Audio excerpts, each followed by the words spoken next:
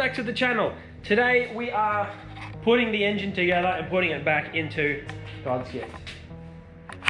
Nice. Alright, so since you guys last watched, which probably would have been 1 week ago, it's actually been about 4 weeks or so.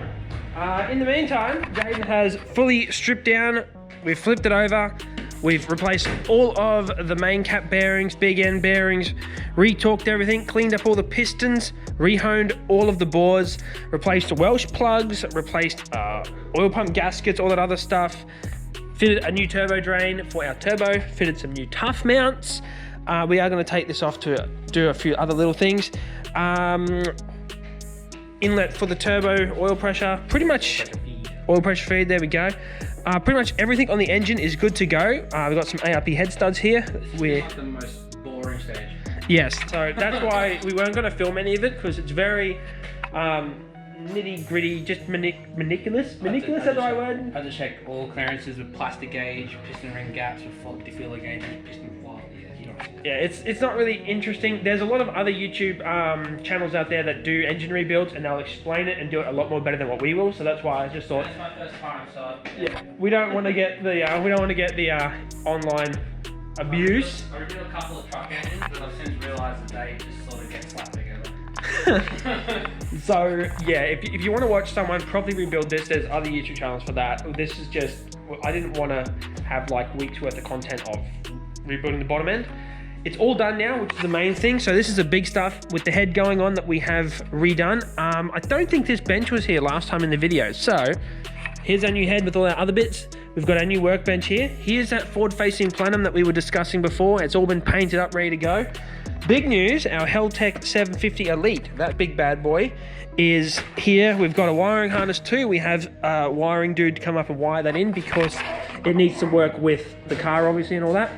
And we'd rather get a professional in to do that. We could probably do it, but we want to get it done properly. We have a drift car for all that other stuff. So the goal of today's video is going to be putting the head on, torquing it down, and hopefully getting the engine back into the car. I mean, it shouldn't be too hard, but you know how these things go.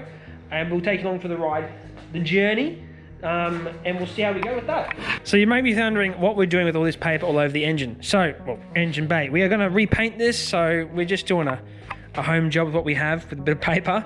We still need to wrap up all the shit in here that we don't want to be black because we're going to be painting it up. We're also going to fix up a bit of surface rust in here with the buzzer machine and then put some kill rust on there too before we paint it, so that should treat it a bit better. In the meantime, we have changed that oil pump gasket because there was an issue with that, and we've got our new timing chains sorted out. We've done all the markings to make sure they're the same. Anything you want to add to that, friend? Together to make a boost. So yes, we're gonna flip the motor over now that all this has been torqued up. We've double checked all of the main caps and conrod main caps and All the bottom ends. yeah, bottom end's sorted. So we'll flip it over. We'll go through the head studs now because there's a specific way you need to do them because they're ARP head studs.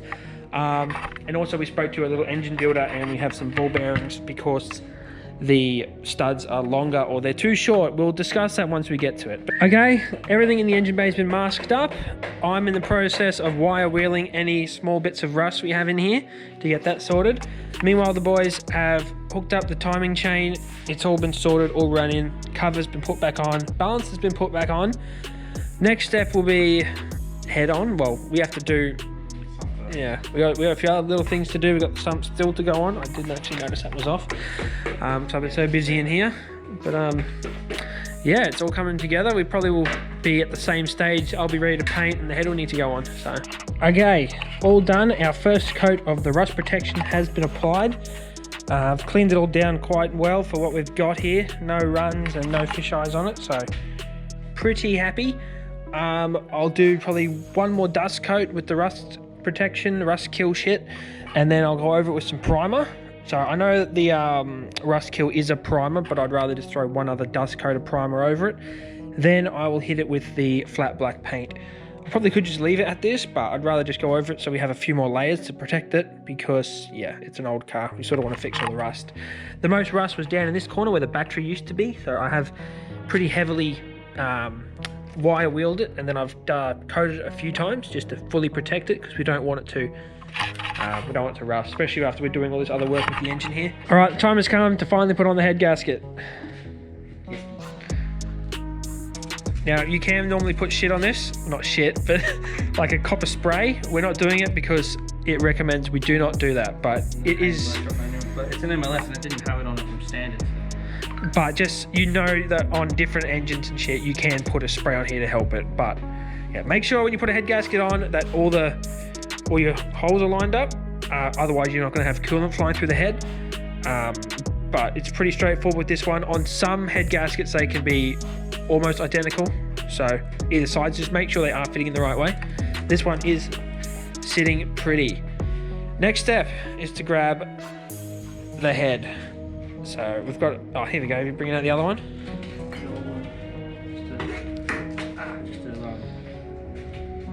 Yeah, so that is the old head gasket here. So, oh, the ice cream man's here. So this is the old head gasket. Obviously, it didn't fail. We've obviously just pulled it out because we're obviously... I've said obviously a lot. Isn't it funny how they limit, see at the size of the coolant jacket, that's the original size. They've only drilled a little small hole to limit the coolant.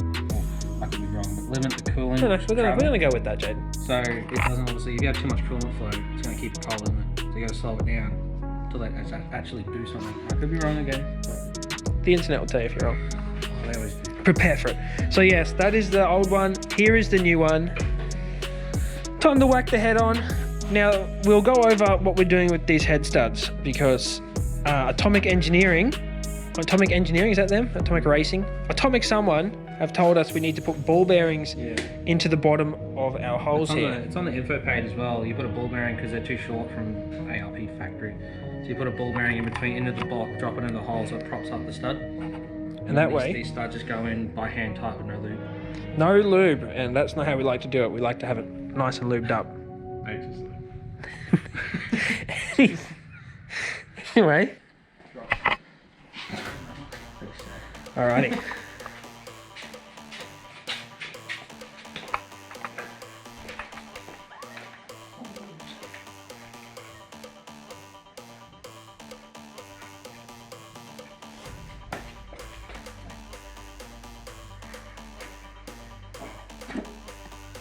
Nice one, Gary.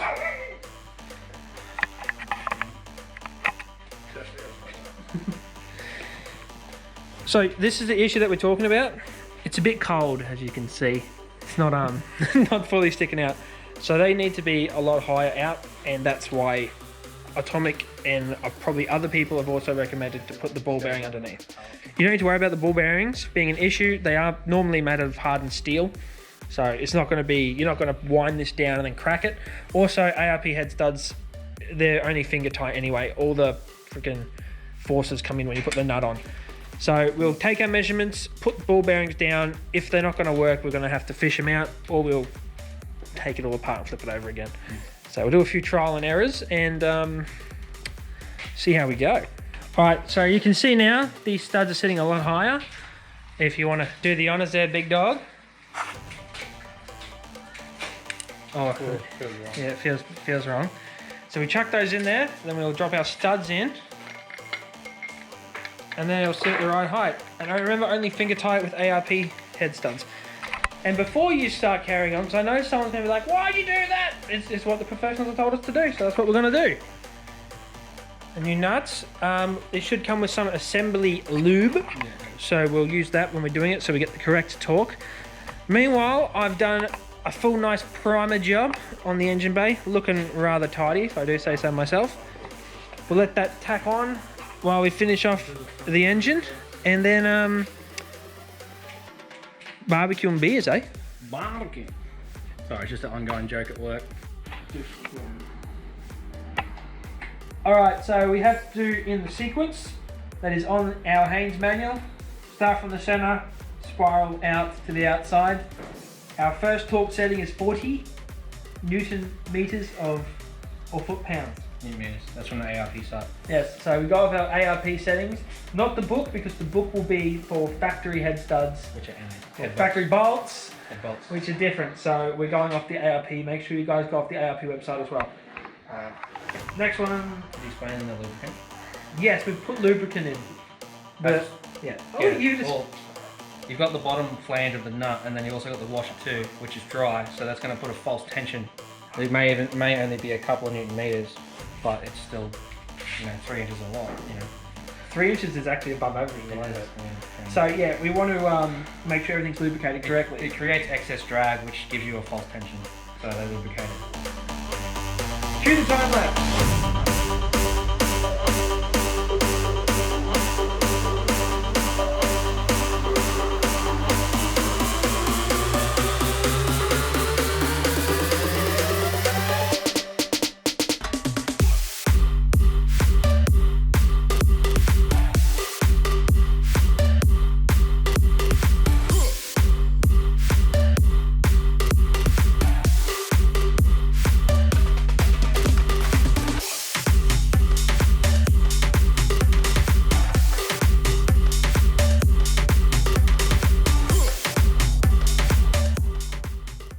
Alright, so that does the first stage of our torquing down. The next one will then jump to the next torque setting, which is... So yeah, you'll have your 2 torquing stages. With the factory ones, you'll have a torque setting and then you'll have a degrees setting, which is where you get it to the torque and then you get a degrees gauge and then you turn to that particular degree. Luckily, we don't have to do that with the ARP head studs. So the next torque setting was what, 80?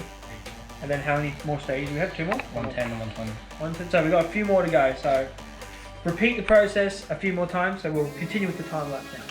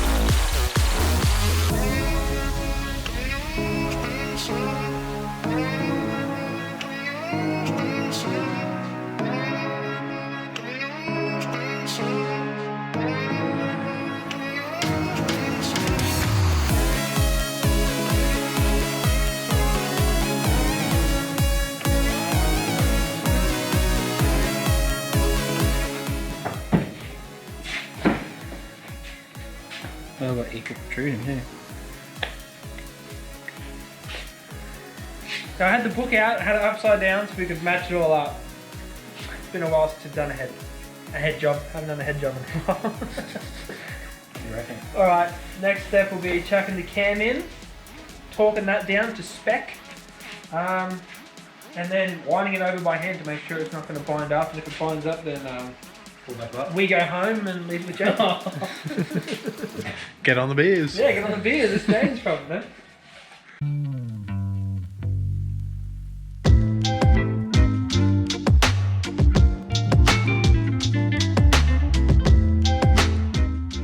Alrighty, I went away to do dad duties and to get ready because we're having a bit of barbecue tonight. The boys, obviously, as you saw, put the cam in, put the tablet cover on, sorted all that out, timed the engine perfectly, as I knew they would. The primer fully set, so I put a quick coating of paint on. We're tossing up between gloss black and matte black, so I'm thinking the gloss black looks a lot better. We shall talk to Jade and see what he wants to do, but yeah, I think that looks a lot better being gloss. Next step will be chucking our big beefy inlet manifold on, getting that all sorted. We do have some lovely titanium studs on both sides of the engine, which are going to be great. They are good because they aren't affected by heat as much, so they're not going to get seized in the head and they're not going to seize on themselves. So That's next. We'll smash that out real quick, and then I think we'll call it that's the end of the video because we have to put that into the car at some other stage.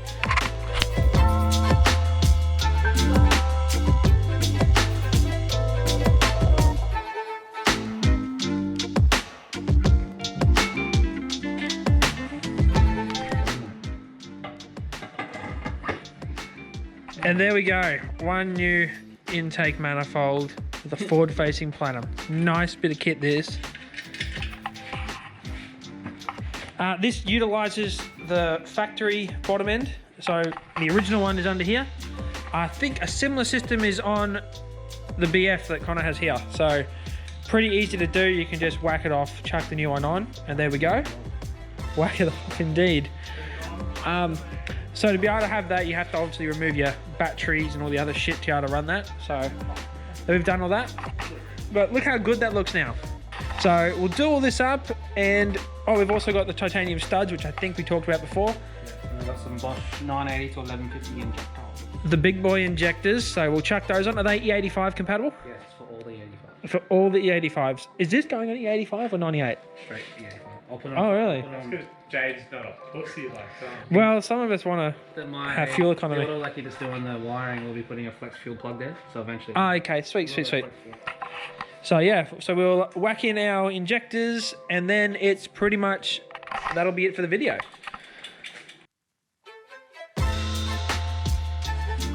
What am I saying again? I've forgotten what I was meant to say. Don't worry, people, I'll edit this, and it looks like I know what I'm talking about once it's all edited, so don't worry about it. Oh yeah, and action! Spin and spanner. Dude, I'm too drunk to do this. All right, so we've... Bruh. Yeah, I'll be demonetized. Drunk and disorderly.